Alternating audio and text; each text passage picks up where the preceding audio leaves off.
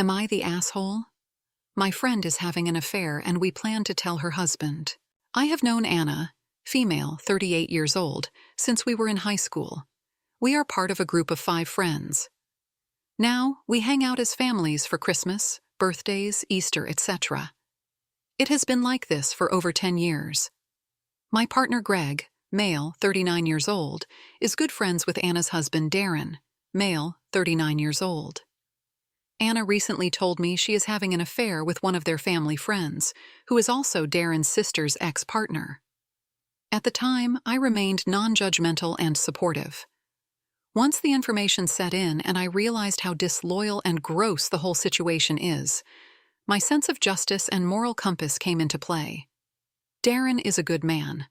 Anna says he is a wonderful father and husband, but she just does not feel the connection with him anymore, despite faking it for the last 6 months to keep her secret under wraps.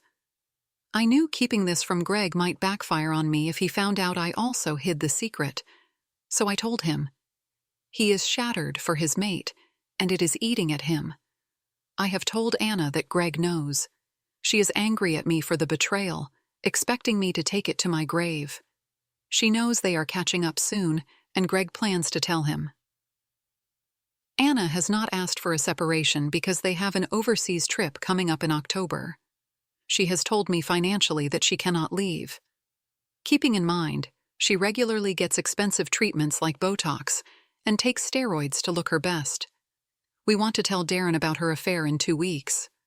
Will we be the assholes? Side note, some have asked why we are waiting. Greg works away.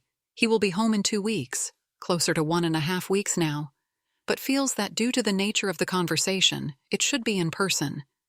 He knows Darren will be very upset, possibly angry, and wants to be here to support him in those initial moments. I feel like I should also mention there are kids involved. Do we tell him via text sooner? They have always had separate bank accounts.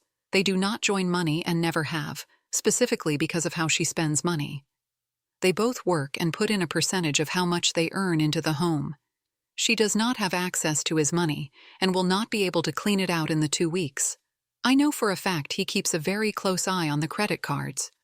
While we were away and she was buying unnecessary things like clothing, she made sure to only use her card, not the credit. She says he will question her about it since they are trying to pay off the house and save for the trip to Bali.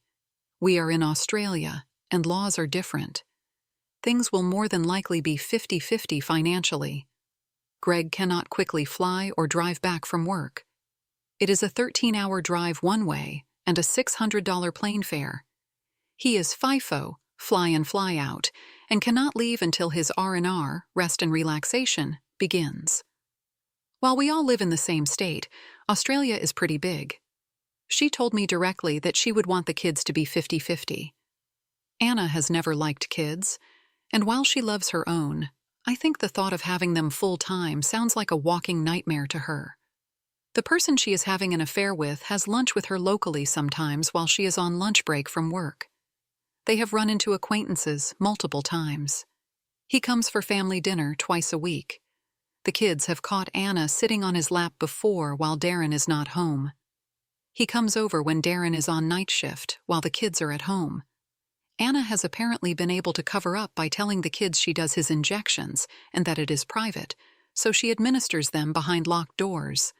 He is also on steroids, and she is a nurse.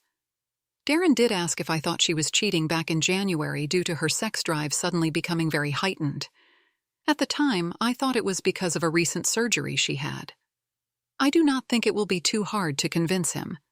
And I would say he has an inkling already, as Anna has said over the past few months, he has become possessive and jealous, for obvious reasons. The family trip planned in October is with another family friend and their family for the husband's 40th birthday. They have split activities, accommodation, etc., I think. We do need to keep in mind that Darren may choose to stay and work it out. In this case, Greg and I will be put in a very awkward position and possibly be removed from the group, which I am okay with but a little bit disheartened at the thought of losing people I have spent the last 20 years with.